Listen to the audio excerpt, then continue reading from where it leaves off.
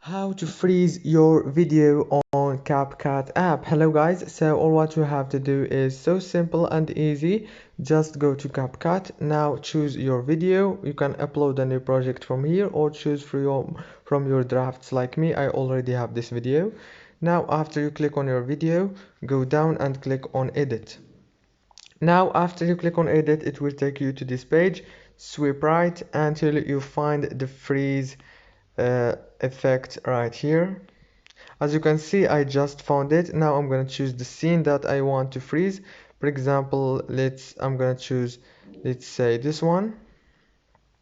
Now click on the freeze effect, click here and click freeze. Now as you can see, I just freezed this scene. As you can see, if this video was helpful for you, please don't forget to like and subscribe, and thank you for watching until the end.